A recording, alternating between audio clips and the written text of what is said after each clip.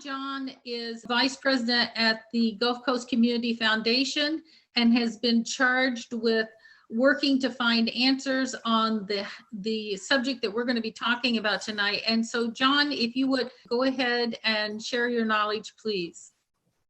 Thank you, Deanna. Just a minor point of clarification. Normally I wouldn't make this, but with Mr. Atkins in the room, I definitely want to make it. I'm a 4th generation native, but a 5th generation Sarasotan. My great-great-grandfather wasn't born here. He moved here somewhere around, we're not sure the exact date, but somewhere between 87 and 89. So yeah, I don't want people to get the wrong impression. Fred, I've been here for a very, very long time. I just lived in a different part of the county, but have been friends and associated with Fred for a long, long time. And I know this topic is very important to him as well, because he's been in this space about as long as I have. And I'm sure that's true with many of you. So what I'm going to do this evening is first spend a little time giving you my assessment of how we got into this issue of affordable housing. And then I'm going to offer some potential solutions that you can, as a group or as an organization or as an individual, adopt, support, or oppose as you see appropriate. So let's begin with how we got in this mess in the first place. I want to start with a general assumption. It's a general assumption that sounds kind of obvious, but I find sometimes speaking the obvious is very important. Everyone needs a home that they can afford. That's the assumption. Housing is not a luxury. It's like food and it's like water. You cannot survive in our culture without a house that you can afford. We even have a comprehensive plan policy in Sarasota County and in the city that mandates that the county and the city will strive to provide housing for all the citizens in their community. And that's a very, very important assumption and consensus that we need to reach up front. Now, the operative word in that statement, everyone needs a home they can afford, is that word afford or affordable. And there's a million words out there that describe and define affordable housing, attainable housing, workforce housing, service workforce housing. I mean, the list goes on and on and on.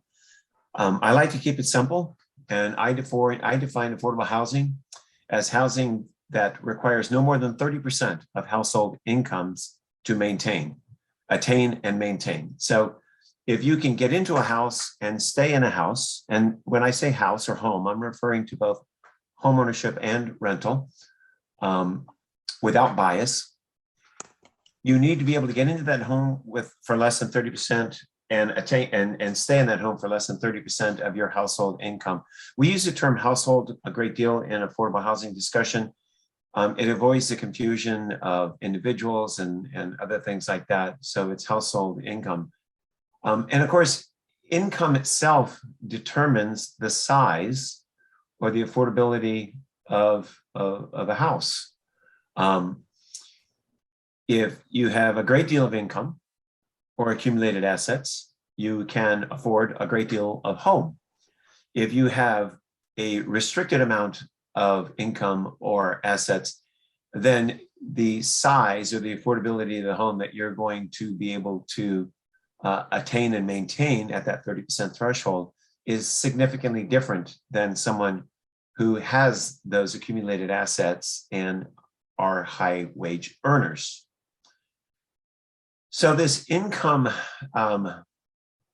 direction actually mandates a continuum of housing to meet the community's needs. In other words, you need housing that's affordable to people at the very low income in the scale, and you need housing that's affordable to multimillionaires, people that are making minimum wage, $22,000 a year, and people that are making $2.2 million a year. That's the need for housing in our community. Well, unfortunately, the market's bias has clearly been towards those that are in the higher wage earning and those that or those that have accumulated assets. The reason for this is really pretty simple, and it's kind of amazing to me that some people don't talk about this more openly. But the reality is that the marketplace has created a tremendous imbalance between the need for lower income housing versus the market's ability to supply housing for higher income households. So the profitability of housing clearly favors market rate housing. And this is nothing new. This market favoritism of high wage earners has been around for 25 to 35 years. And over that period of time, the marketplace itself has produced virtually zero housing in Sarasota County for those on the lower wage earning scale. So we've kind of had this perfect storm of the market providing housing for those in the higher wage classes, but yet we have had a growing demand for housing for those working, especially those working at or near minimum wage. And to add insult to injury, with the impacts of COVID and Sarasota County being the epicenter for the US rental market housing increase, we have created what I would best describe as an existential threat. There was a time when the market would actually bias the higher wage earners' homes. But now it is actually a mathematical prohibition for the market to provide housing for those individuals in our community that are working at or near minimum wage. And I'm constantly will refer to this group of individuals working at or near minimum wage. I call them our service workforce. And they are the individuals that are a very important component of our economic development. And they are the essential component of providing for the quality of life that all the rest of us enjoy. So this particular cohort of our workforce, these low-income wage earners, those working at or near minimum wage, are absolutely critical to our economic development, our economic viability, and to our quality of life. So you can say, in a sense, that it's moved from, affordable housing has moved from a profit bias mode now to a cost mathematical prohibition. For a developer to produce a housing unit in Sarasota County that's affordable to someone earning at or near minimum wage, that developer would have to bring somewhere between $40,000 to $60,000 to the closing table. That same developer could develop a market rate home for $700,000 and walk away from the closing table with $40,000 to $60,000.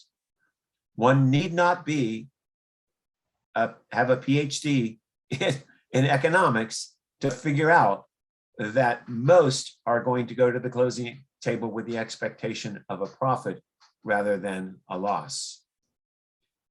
Over the years that I've been working in this affordable housing area, which is actually close to 40 years now, affordable housing has graduated, if you would, from the moral issues, where it was the churches and the synagogues and the not-for-profits and the foundations that were concerned about affordable housing. From a moral reason, it has now graduated to the area of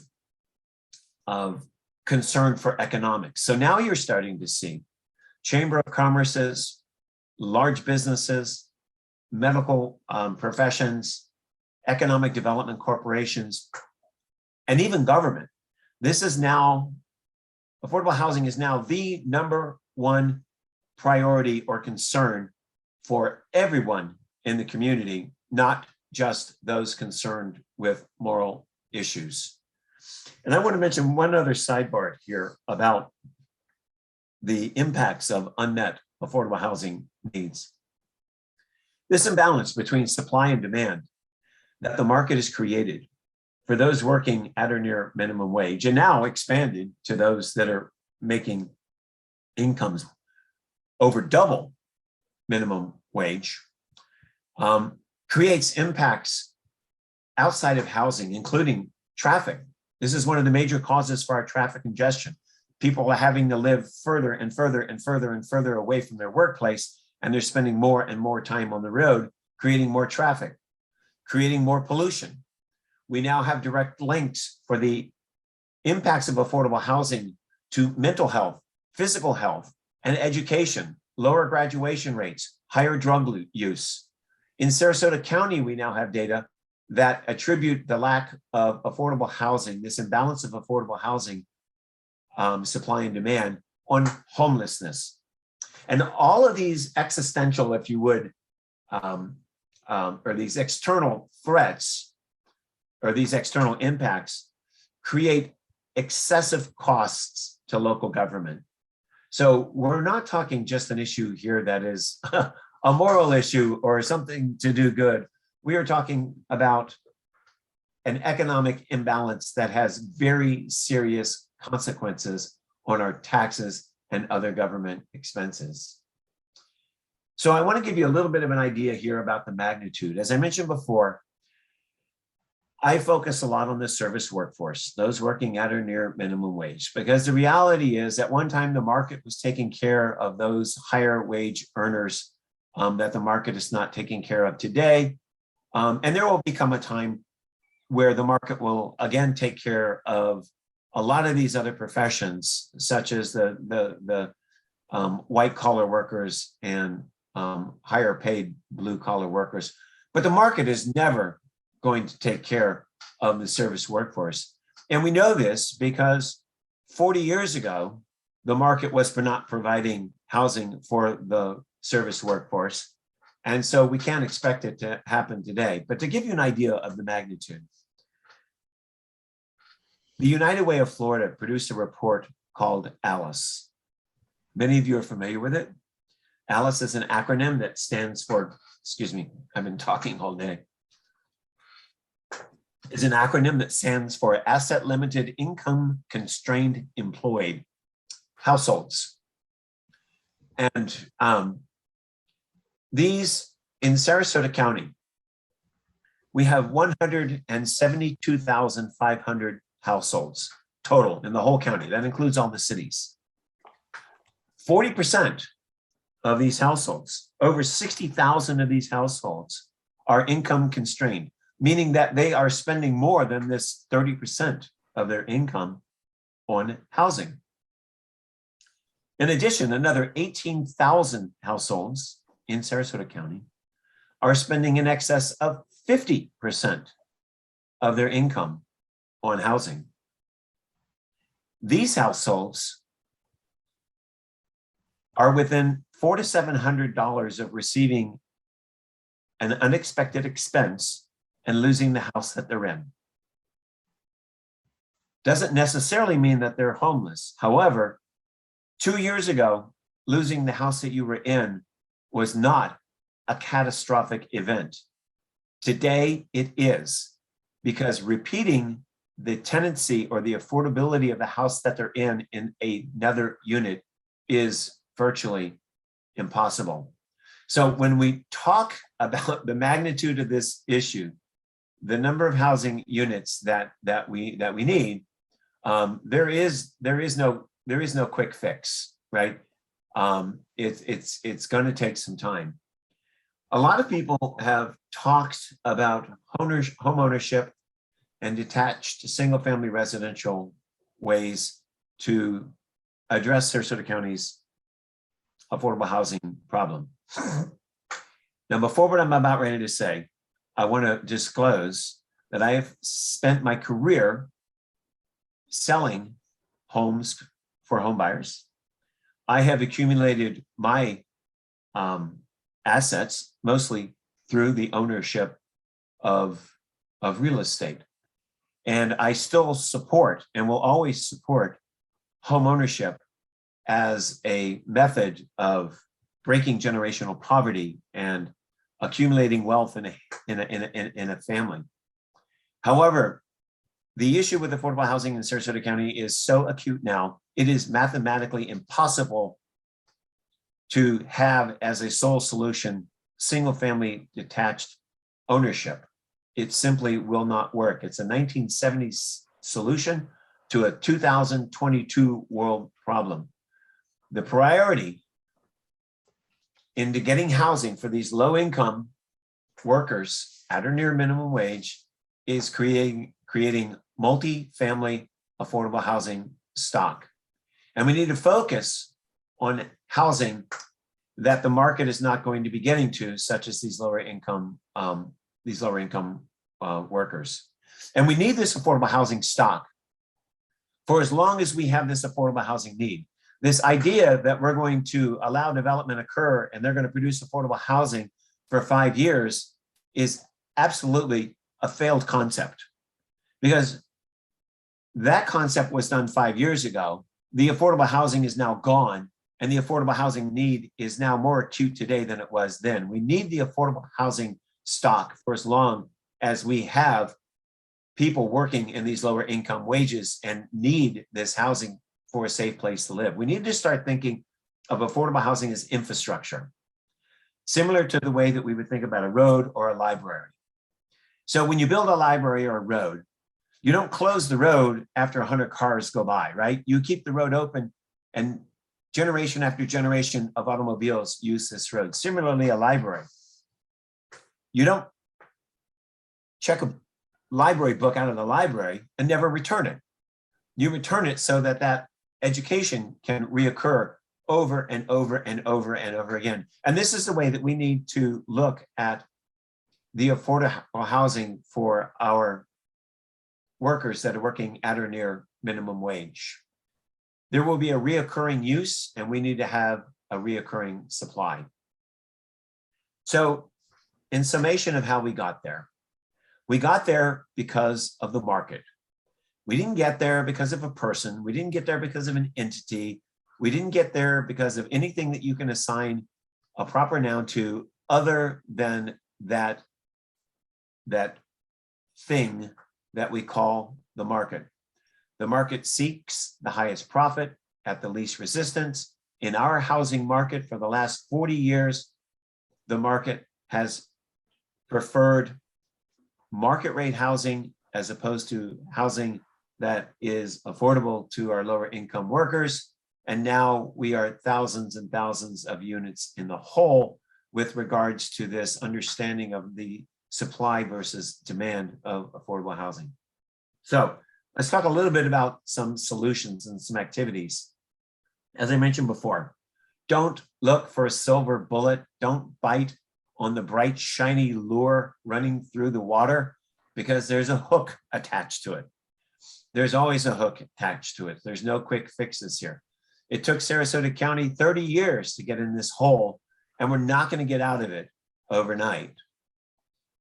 About 12 years ago, I took Sarasota County's comprehensive plan, and I looked at all of the policies in the comprehensive plan that dealt with affordable housing. There were about 20 of them, as I can remember. And I said to the county commission at the time, why don't we do an assessment and quantify exactly how many units of affordable housing are being produced by these policies in our comprehensive plan. And Carolyn Mason was the chair at the time, to let you know about how long ago that was. And she said, that's a good idea. The other commissioners agreed, and they tasked staff with working with me on going through all of these comprehensive plan policies and saying how many units were produced by these policies. So we got the results back, and any of the information that I have documented and am free to share it with anybody that would like to take advantage of it. So we got the document back, and sure enough, as I kind of suspected, if you take out the Office of Housing and Community Development and the Sarasota Housing Authority, and the reason that I take them out is because they're funded by government funding or federal government funding. And so as a local community, we should not be taking credit for something that the federal government just gives to us, right? We need our own incentives. These are our policies. The comp plan policies do not belong to the federal government. They belong to the citizens of Sarasota County. Not a single unit was produced by or retained by any of these affordable housing policies. Every one of the policies said behind it, no units have been produced to date. And so that got me thinking about this. We're not counting, we're not tracking ourselves, we are not holding ourselves accountable with a data-based system that tells us how we're doing with affordable housing in Sarasota County. So I came up with this really simple, basic, business-like process, 4 steps that we can use to hold ourselves accountable. And the first is to assess and quantify the magnitude of the housing needs in Sarasota County. And so what that means is how many housing units do we need for the people that are homeless on our street, people that are making less than 40% of area mean income? How many housing units, those are the chronic homeless. How many housing units do we need for those that are episodically homeless? They just need a little bit of a handout and then they're going to be on their feet. We call that rapid rehousing. Or those that are making somewhere between 60 and 80% of AMI. How many housing units do we need for those people that are our service workforce? Those people that are working at or near minimum wage, this somewhere between 80 and 100 to 120% AMI, and so on and so forth, until you get to the point where the market is providing housing, and we don't need to worry about that point and beyond, because again, the market's taking care of it, doesn't need government's help other than the help that we're already giving it, which is a talk for another day at another time. But we've never done that. Sarasota County has no idea how many units that they need in these individual housing categories. So that's the first step. The second step is we need to set reasonable goals and timelines to produce the housing deficits that are documented in our assessment. And then the third thing that we need to do, and of course, the third thing that we need to do is we need to look at activities that we can deploy to actually create this housing that market in and of itself is not creating and will not create. I'm going to come back to that in just a moment, but I want to hit on the fourth basic step, and that is to monitor the results and make necessary and periodic adjustments. If we see something working good, damn it, let's double down, let's triple down on it. If we see something that's not working good, it's not producing the 100 units that we set as our goal for rapid rehousing, then let's assess why not and make the changes that are necessary. Now I want to backtrack just a minute on some of the things that we need to be doing to create affordable housing in Sarasota County. About 3 years ago, Gulf Coast Community Foundation, in partnership with the city of Sarasota and the county of Sarasota, hired the Office of Housing, the Florida Housing Coalition to prepare a report of workforce housing in Sarasota County. A blueprint, if you would, of where we're at and what we need to be doing. I can provide you with that document. It is still as relevant as it is today. Frankly, with all of the impacts that we are seeing on our housing market, it's more relevant than it ever was today. They are best on national best practices, and they are tools that we can deploy here in Sarasota County to produce affordable housing in a broad spectrum of housing prices that the market is not accommodating. And I would warn you before you read the document, there's something in it to upset pretty much everyone. And I'll go through a couple of those, and some of those that I think that we need to be thinking about.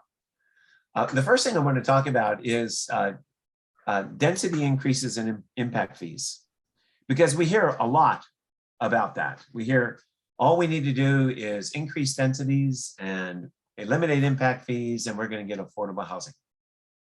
Hogwash. We have been increasing densities in Sarasota County for 40 years. In fact, we've never had a density decrease in Sarasota County in 40 years. And in 40 years of increasing density in Sarasota County, we've not produced a single affordable housing unit. A great example is the Rosemary District that had a doubling and a tripling of its density under the guise that it's going to produce affordable housing.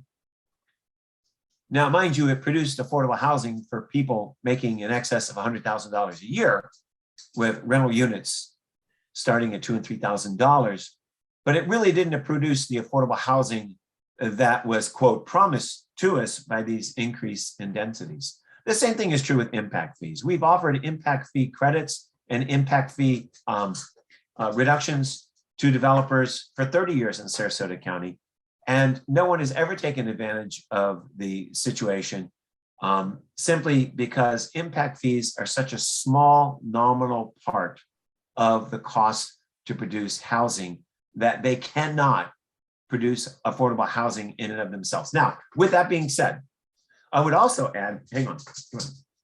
This is normally the time that we play with our puppy, and Rocky's not going to get played with right now. So sorry about that interruption. So let me backtrack just a moment. Density increases and elimination of impact fees will not create affordable housing. We know that. We have experience in that. That's a statement of fact. Another statement of fact, though, is that we're not likely to produce affordable housing without considering impact fee reductions and density increases. So they're a very important part of the solution, but they are not the solution as some would have you to believe. And you have decades worth of historical data to demonstrate that as a statement of fact. A couple other things that we need to be doing that are included in this report in Sarasota County is we need an affordable housing trust fund. The delta between the cost to produce affordable housing and the cost to the income that is going to be available to pay for that cost are way out of kilter. We need a funding source that will help developers, both for-profit and not-for-profit developers. Hang on, Rocky, hold on a minute. We need a funding source that will help them do things like build infrastructure, build utility lines, improve roads, and actually pay them to buy down the cost of housing.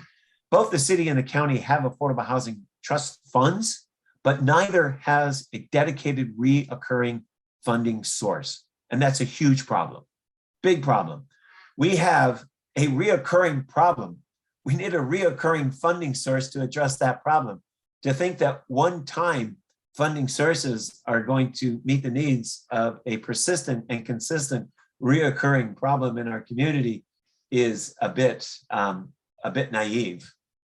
It would also be great if within Sarasota County, we had a dedicated staff person that did nothing but affordable housing, a trained professional that has worked in this affordable housing arena in the nation, in the state, or even locally, and knows how to put together these complicated affordable housing deals.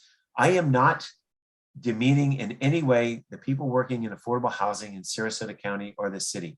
They are my very close personal friends. I have been working with them for decades, but they have many other assignments. This is only a small part of their workload. This needs to be a dedicated workload for someone else. That person could do things such as looking at our zoning codes and our development codes and identifying those codes that are not necessary for a public purpose that can be reduced to produce affordable housing. So the last thing that I want to talk to you about this evening is, it's kind of what I got in trouble. I said this at Chamber of Commerce meeting. I think it was yesterday or the day before. And this is the turd in the punch bowl.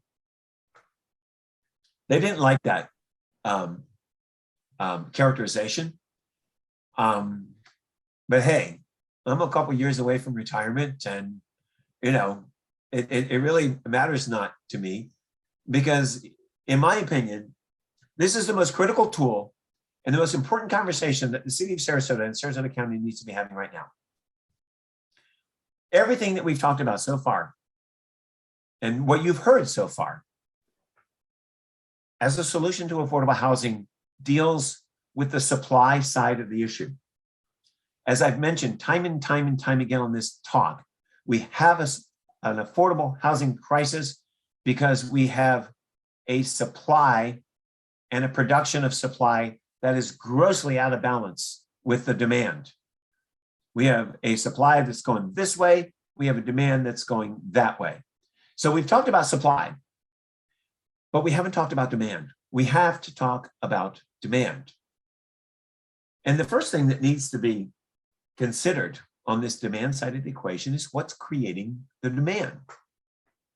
And I want to call your attention to the numerous, the frequent, the almost weekly headlines in our local media that talk about these market rate housing offering luxury accommodations and maintenance-free lifestyles and concierge service and blah, blah, blah.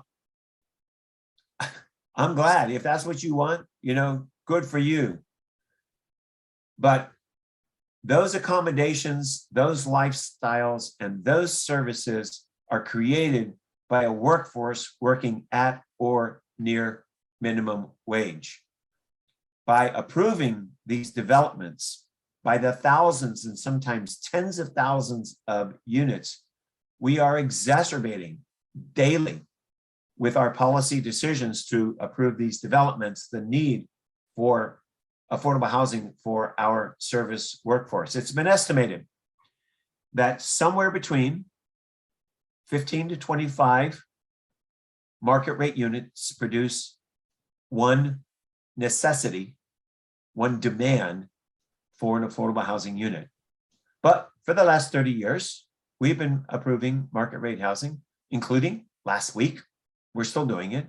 There's plenty scheduled on our county and city commission's agenda with zero consideration for affordable housing. I have been involved in the public hearing process for the comprehensive plan and the zoning ordinances for this county probably longer than anyone that's not getting paid to do it, and frankly, longer than most of the people that are being paid to do it. And I can attest under oath that in all of these public policy decision growth-related hearings, I have never heard this question asked before. How is this approval of this development order, how is this policy decision going to impact affordable housing? Is it going to help it? Is it going to be neutral? Or is it going to make it worse? That needs to happen every single time that we make these decisions. I'll call to your attention one development, and I'm not picking on the development, it's just kind of an easy target. It's called Wellham Park. It's in South Sarasota County. They advertise themselves as the fastest growing subdivision in Sarasota County. They plan on building 33,000 new homes with a starting price of $450,000, according to their website last week. They will have amenities such as golf and healthcare and hotels and common areas, parks and dining. And who do you think is going to provide the maintenance for all of these facilities, and where do you think they're going to live? The reality is that Wellham Park alone will create a demand for somewhere between 1,000 and 1,800 development units, pretty much wiping out all of the affordable housing units that have been produced in this community for the last 10 to 15 years. And no one is taking into consideration this demand side of the equation. Inclusionary zoning does just that.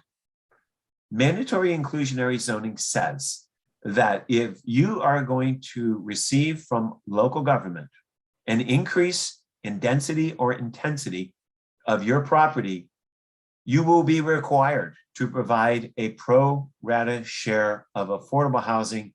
That affordable housing will be available to those working at or below the 80% AMI threshold, and it will be affordable for no less than 30 years.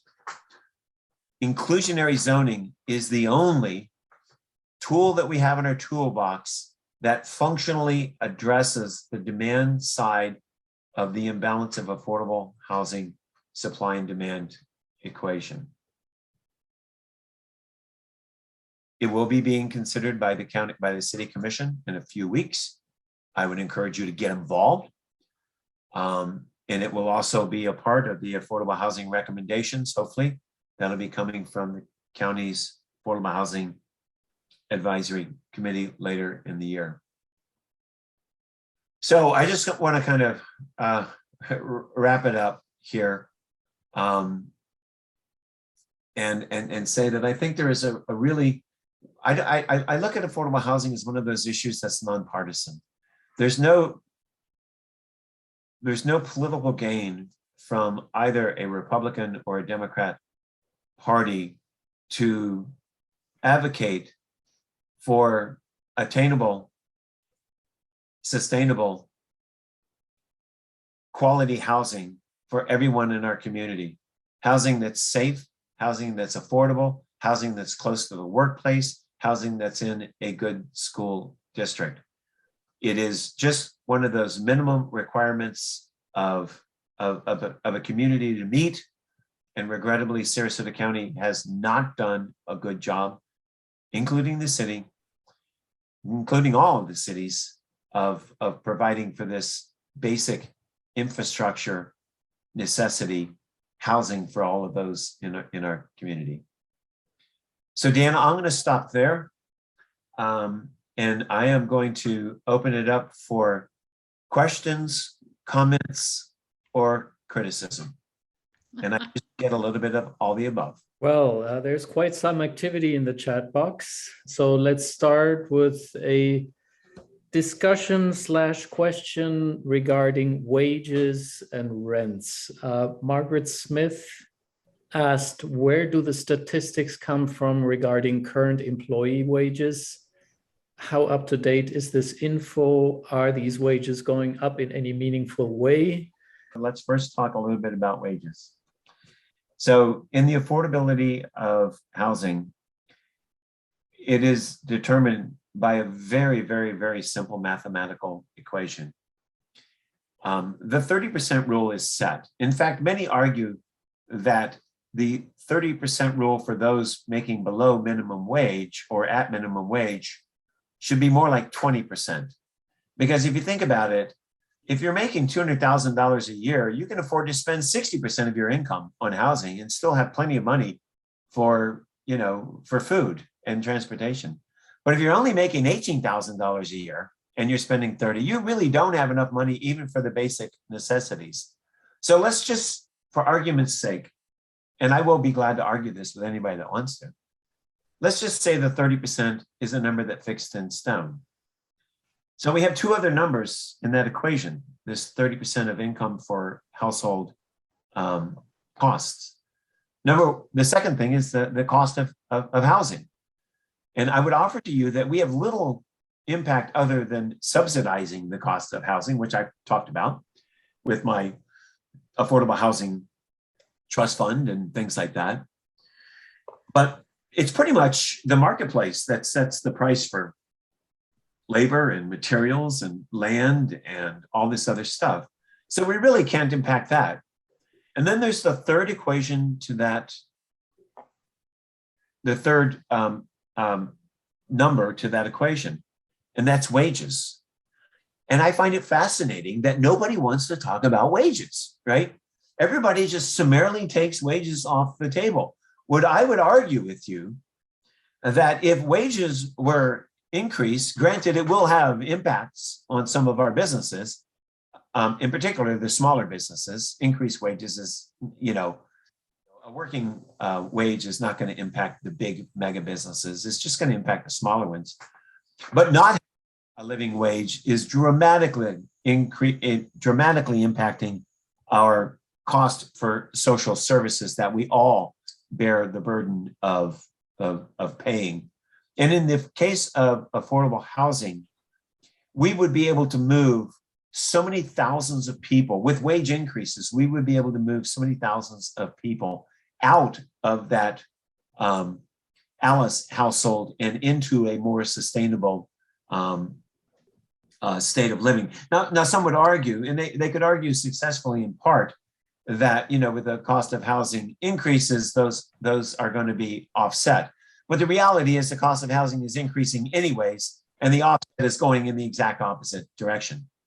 So the question as to, is the increase that we are seeing in wages, and we are seeing an increase in wages, is it keeping track with the cost of housing? Not even close. The cost of housing in Sarasota County is went up 40% last year. Wages went up 8 to 10%. Do the math, not even close. And now we have inflation to figure in, which is rapidly approaching double digits. It's what, 8.2, 8.3 right now.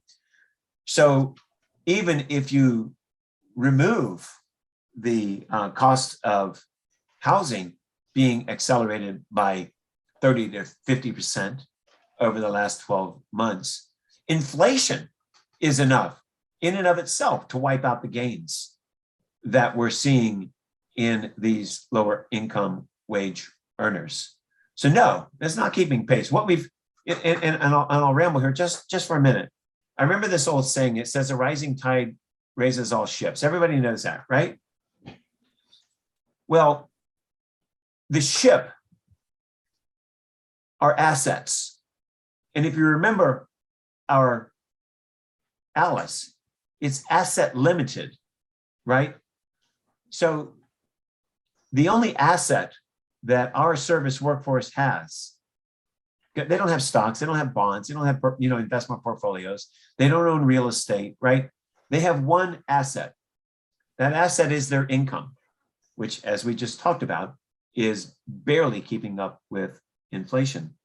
So if the only asset you have is a functionally depleting wage, then this rising tide, then you have no ship, right? That's your ship, and you don't have a ship. So you're in the water without a ship, and this rising tide is doing nothing but drowning more and more families in our community. Our economic prosperity that I am enjoying, I will be the first to admit that the stock market and other things are accruing handsomely to my benefit, but that same marketplace is sinking tens of thousands in our community. I mean, there's so many factors, and I think several others that are never talked about, which to me seems like rich snowbirds with money who have multiple residences all over the country. And the fact that the homesteading tax benefits are not linked to the amount of the worth of the property in the way I think they should be. But my question is this: if a candidate advocated for things like inclusionary zoning, changes in many of the policies that you're talking about, it seems to me it would be politically disastrous because of the makeup of the voters in Sarasota County. So I wonder if you have any comments about that. We've heard this before, and I'm going to say it at risk of stating something that you're sick of hearing. It's a new and different day that we're in right now. In many ways, I believe that if a candidate ran on an anti-growth and development platform, 10 years ago, they would lose hands down. Today, I'm not so sure of that. People have a completely different attitude now towards growth and development. They're tired of paying higher taxes to support additional growth, which increases traffic and many other inconveniences for our community. And I would also suggest that the same thing is true for affordable housing. As I mentioned earlier, I've been in the affordable housing arena since I first started selling real estate in 1975. And I can tell you then, the only people engaged were do-gooder, morally driven people. And you cannot win an election with those numbers. That ain't true today. I give this talk or a similar talk 3 to 4 times a week in Charlotte, Sarasota, and Manatee County. And the intensity of interest in affordable housing is like something that we have never, ever seen in the history of Florida. So then there's one other layer to add to your question, Louise, and that is single member districts. Except for 1990 to 92, our community has never had single member districts. For those of us that have expertise and a lot of experience in monitoring what works and what doesn't work in campaigns, much of that is out the window. We don't know. I mean, as a matter of fact, I do a lot of talks on I did several with single member districts, and I've done a few since that time on the results of it. And my talk is real short because the answer is, I don't know yet. Come to me after we've had 2 or 3 elections with single member districts, and I will tell you then how it's impacting the candidacies of various positions. But right now, we don't know that. So while what you said when you kind of intentionally biased your question, that you cannot get elected on a position of advocating for affordable housing, including policies such as mandatory inclusionary zoning, I would say 5 years ago, you would be right. I would not say that today. I wouldn't say the opposite, but I darn sure 5 years ago, I would have said, you're right, but not today. In the chat, we had a question from Robin Williams. Given the current crisis, shouldn't the city declare a housing emergency and instate rent control for the year? Isn't it allowed by the state on a temporary basis when an emergency is declared? Okay, I see Robin is there. She's on mute, but hi, Robin. Let me give you the answer to the question is yes, yes, and maybe. So can the county or the city declare a state of emergency for affordable housing? The answer is yes. In fact, it's already been done. I had a conversation last week with City Commissioner, I'm sorry. Oh, I got it. City Commissioner Russell from Miami-Dade. And they did just that, Robin. They declared a state of emergency in Miami-Dade. And what that enabled them to do is bypass a lot of government regulations dealing with procurement and all this other stuff and rapidly get assistance out on the street for affordable housing, much in the same way and under the same statutory guidelines that you can get emergency relief out to citizens that have been impacted by a hurricane. Same thing, same rule. So yes, it can be done. In fact, it already has been done. So those are my 2 yeses to your, and I would encourage you to go to City of Miami and look at what they've done. I would also tell you that the City of Miami has adopted a mandatory inclusionary zoning policy. They did not need an emergency declaration to do that, but they have done both. The maybe part of my response is that I don't know if that affords you the legal platform for rent control. But let me just give you my personal opinion, and it will come in the form of admonishment. There are so many things we could and should be doing that are nowhere near as controversial as rent control that will yield similar results And we need to be focusing on those first. I fear that if we go to rent control, well, I probably won't. I fear if someone goes to rent control too early, they will undermine the opportunities that we have presented with this community-wide affordable housing crisis, with other activities that would likely be adopted. So it's kind of one of those things that could you do it? The scale of the crisis now here it's unbelievable in the past year. The average of like 50% increases in rents. I mean, there are so many young working people here who are, I'm just talking about yearly lease renewals are being hit with astronomical renewals. You're going to wind up having many, many more people out on the street than historically ever before because of the kind of crazy situation that's happened here in the last year and a half. And so it seems so people can even afford to keep renting the places they're already in. Nowhere near have their wages gone up like that. I mean, it's a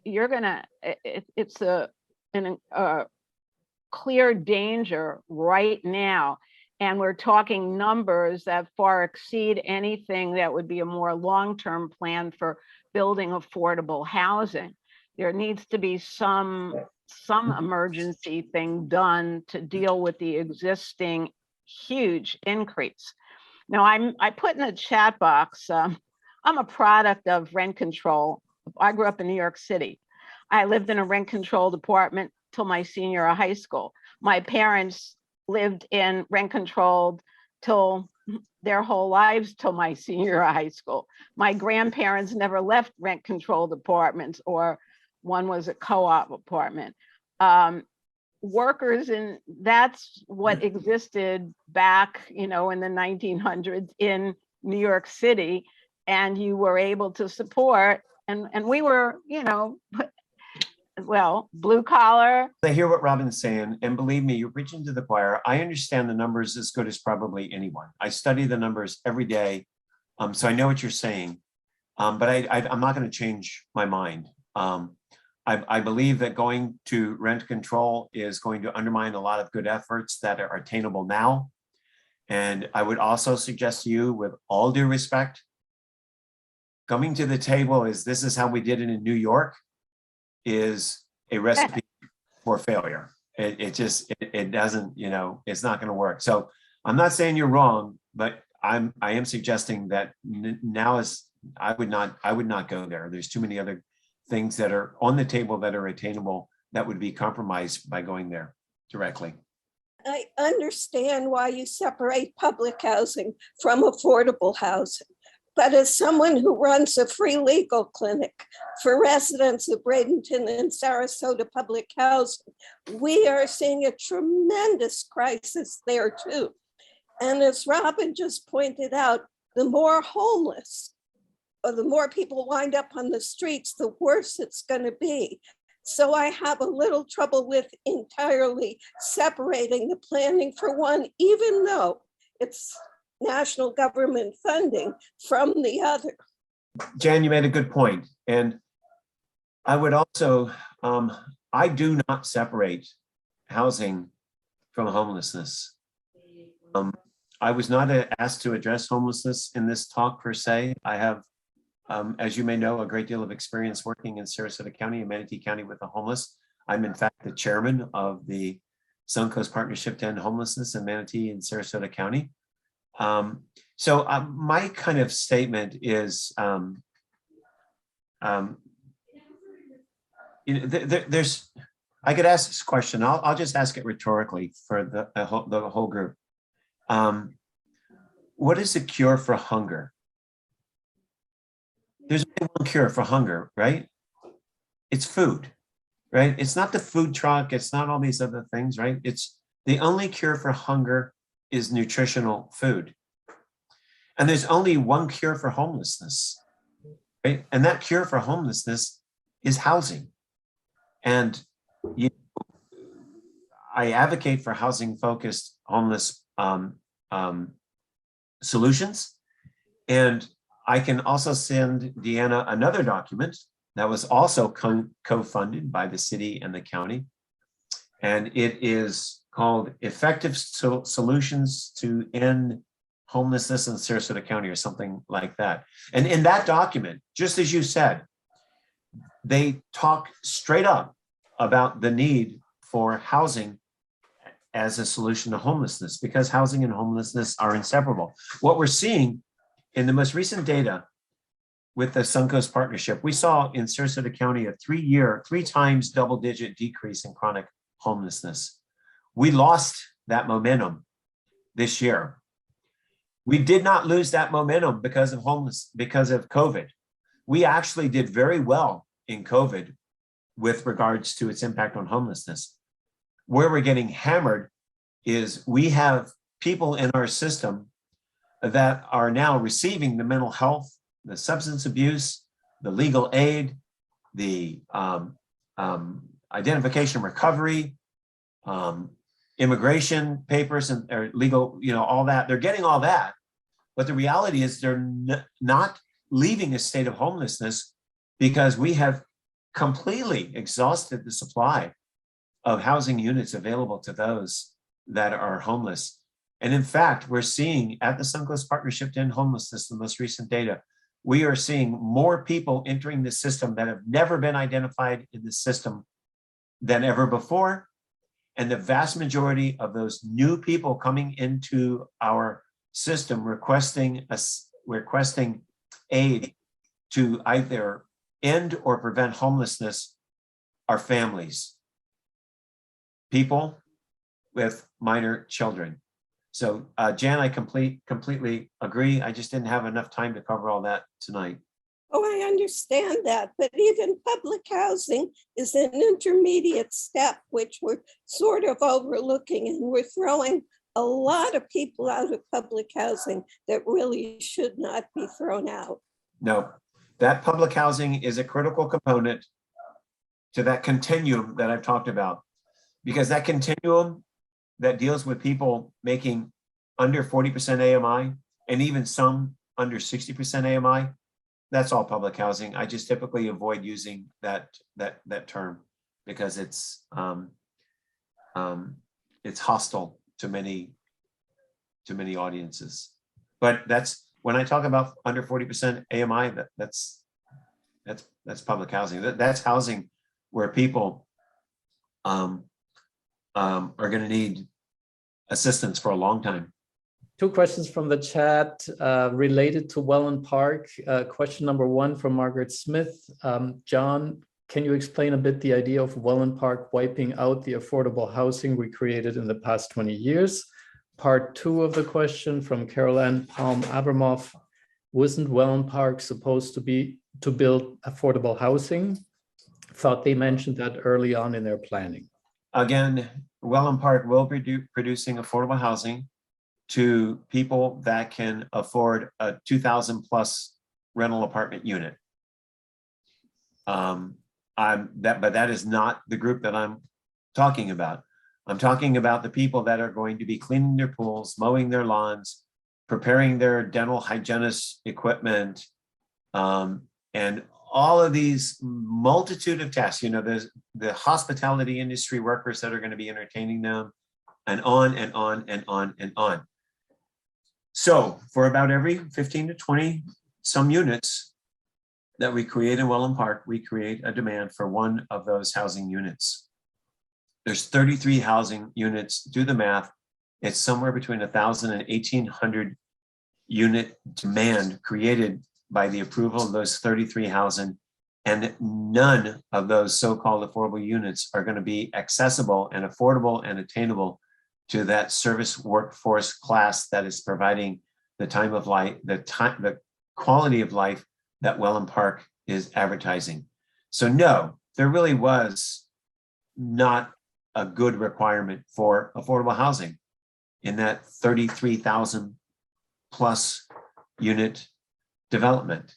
And if it did provide affordable housing, it didn't provide the affordable housing that's necessary to keep the workforce close to where they're working there in Welland Park to make sure that those houses are clean, pools are swept, and lawns are mowed, and restaurants have busboys and dishwashers and waiters, et cetera, et cetera, et cetera.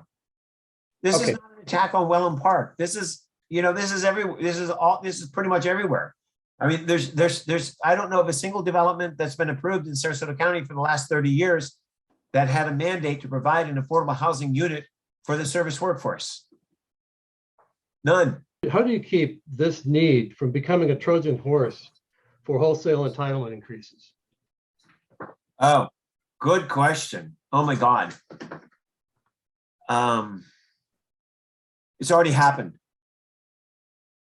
It's already happened. You can see it, but how do you stop it? Yeah, it happened with 2050. 2050 was a contract with the community of Sarasota County that we would approve this development east of I-75 under a multitude of conditions. All of those conditions have been compromised or wiped out, including affordable housing, substantially. And all of the development intensities are now being appreciated by those who profit by them. The only way and first off, there is no perfect answer, David, to your question, but you ask a really, really important question. There is no perfect answer, but there are ways to better ensure the creation of affordable housing units in the entitlement process. One of them is through inclusionary zoning, where you actually have a mandate, and I know what you're going to say. We have had numerous mandates in Sarasota County for affordable housing as conditions for development approvals in the past, and they've all been subsequently dismissed or substantially dismissed, and the development still took place. But what if we were to have an official inclusionary zoning policy in the comprehensive plan and in the zoning ordinance, and that in order to circumvent that provision in the code, it required either a unanimous or supermajority vote of the Board of County Commissioners. Not to say that they couldn't do it, but potentially that they can. Now, once the units are created, if you're talking about subsequent to the creation of the units, deed restrictions are the only way to ensure long-term affordability. It has to be something that's of the public record, and it has to be, and typically those requirements are managed by an entity other than local governments. This is, I hear all the time the local governments say, I don't want to be in the business of monitoring this long-term affordability. You don't have to be. I mean, this stuff is, everything that I've talked about has been done many times all over the country. There are industries for profit that have been created that do things such as work with local governments to qualify and monitor the affordable housing requirements for affordable housing units that were created subsequent to the approval of a development order. So those would be the ways that I would suggest that you could go about doing it. There may be other strategies that are above my pay grade, but I would start there, David. So if I'm hearing you correctly, these are elements are ensured, included in the ordinances as they are generated? Absolutely. And if the development order, like all of the other components in the development order, need to become a part of an adopted ordinance and become part of the official record. I mean, for instance, when they approve a development that says that the development cannot commence until 80% of the intersection improvements at Honore and Bee Ridge are in place, we would have the same sort of requirements for affordable housing. And again, that's not unusual. It's the way it's done in many parts of the country today. So again, treating affordable housing at the same level that we treat other infrastructure in terms of requirement, codification, monitoring, it's not really rocket science. It's just a place that we haven't chosen to go in Sarasota County so far. Last question from the chat from Skip Parrish, kind of referring to the trust fund with non-recurring source that you mentioned. Yes. Is there a plan or formula that inclusionary housing can create a common fund to level out the statistical delta you spoke of, creating funding for comprehensive planning across the county? Inclusionary zoning and the Affordable Housing Trust Fund with a dedicated reoccurring funding source can work both independently and together. One can complement the other to provide relief where, for instance, the inclusionary policy may fall short and a developer may say, however, if I had access to a certain amount of funds, I can exponentially increase the number of affordable housing units in my development. And they can also operate independently. You can have an affordable housing trust fund that assists a private or a for-profit, non-for-profit developer in creating affordable housing units, even completely outside of the inclusionary zoning ordinance. They could have zoning already in place, right? Such as I know of an example in Nokomis, where I'm not going to use his name, but he's known to many of you, wanted to build some tiny homes on 15, 20 acre piece in Nokomis and have them reasonably available in the affordable housing price range. It was not a zoning requirement or anything else. He just wanted to do it because he knew that he could do it and he could still make money doing it. However, his deal was thwarted when the reality came up that the county code required a utility extension and a road widening that was beyond his budget and still make a profit on the development. If we had an affordable housing trust fund, we could use that money to widen the road and or do the water line extensions so that he could build his affordable housing project. So the Affordable Housing Trust Fund and the inclusionary zoning, mandatory inclusionary zoning, are both critical tools that can work in conjunction or completely separately. It all depends on the circumstances, but having, I mean, the more of these tools, and you can see, you know, who wants to go into a work project with a toolbox that has a wrench and a nail? That's kind of what we're doing in Sarasota, right? We have a wrench and a nail. We need a hammer, we need a wrench, we need a crowbar, we need a toolbox full of tools. The document that I provided, I did or will provide Deanna, at the end of it has those tools. And we need to be working on all of them, frankly, because you never know until you get to that workplace what tool you're going to need.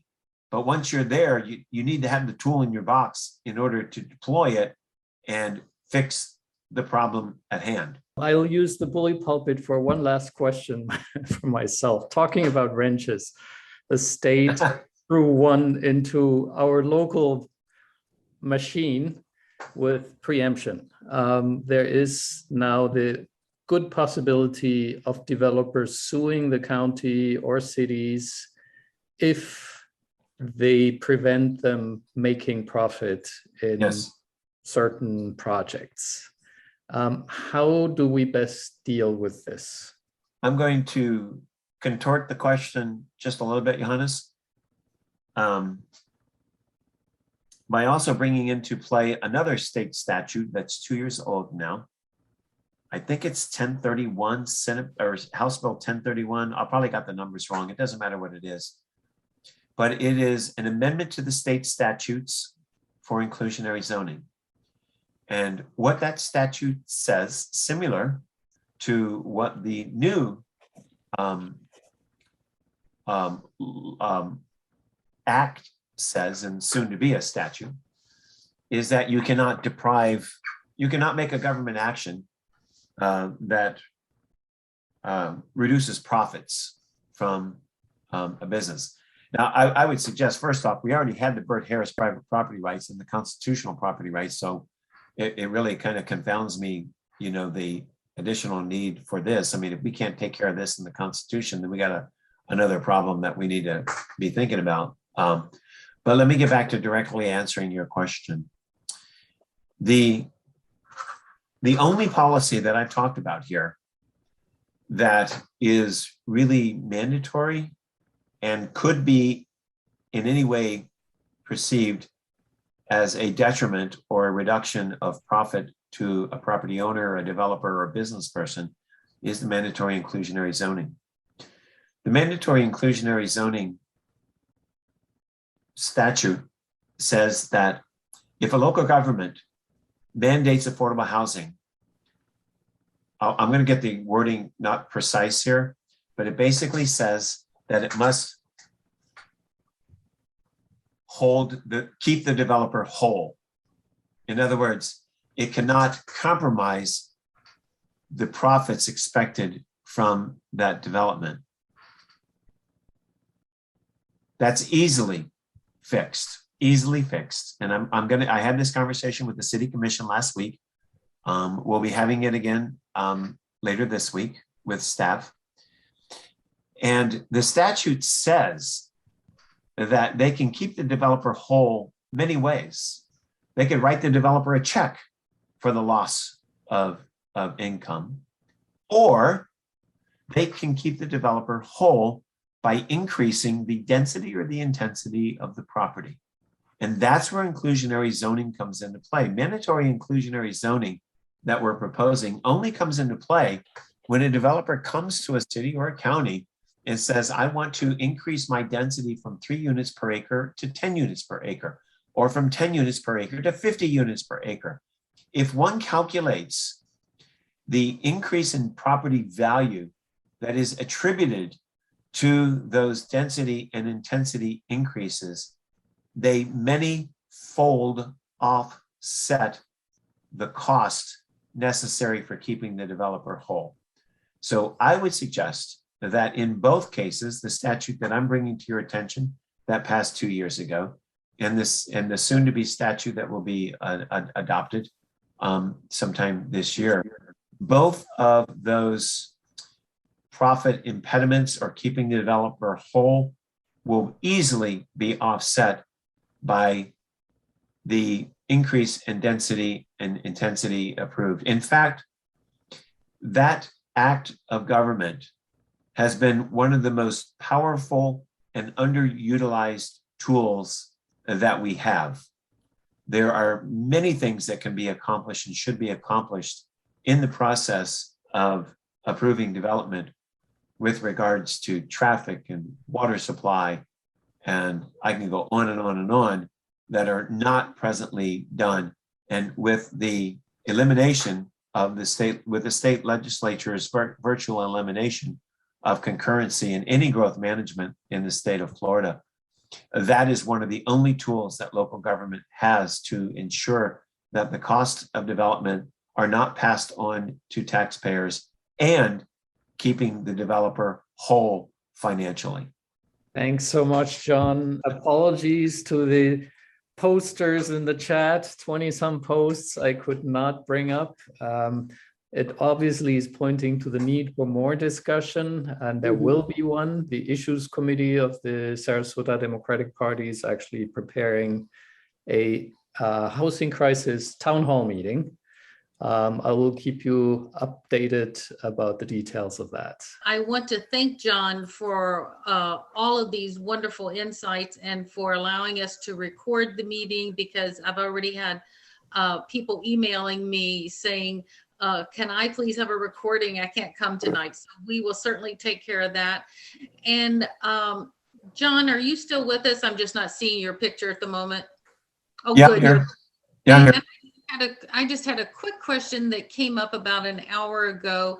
I was told that the inclusionary zoning was going to include a overlay district for extra density just in Park East, but then later I was told, no, it's going to be for the whole city that we can have the extra density. Do you know what the leaning is right now? No, I have a meeting set up with city staff. When When William Russell and I appeared before the City Commission last week, advocating for the mandatory inclusionary zoning to be included in their comprehensive plan update process, city staff asked that we have a meeting, and so that meeting is scheduled. And so after I have that meeting, I'll be able to tell you, but I don't know.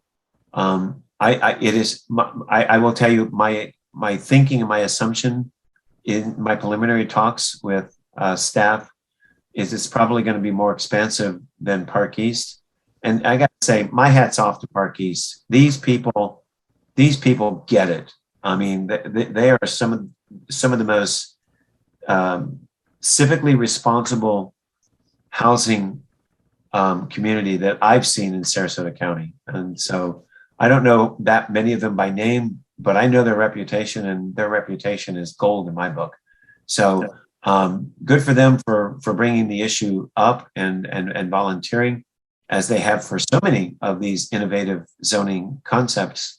But I think it's going to be broader than just Park East, but I'll know for sure next week. Terrific. And I want to thank you for your 30 years of working and serving our community, and for all that you continue to do through the Gulf Coast Foundation, and for the wonderful work you did as our county commissioner for 12 years. Yep. And You're welcome. thank you so much. And we learned a lot, and we will continue to work to help the people of our community that need help. So thank you so much. Thank you, Deanna. Thank you all. Thank you all for being active. Great job, John. Great job, man. Appreciate you. And I'll see everybody next month. Look on Mobilize to see what our subject matter will be. I thank you for joining us tonight and your participation. And I'll look forward to hearing from all of you.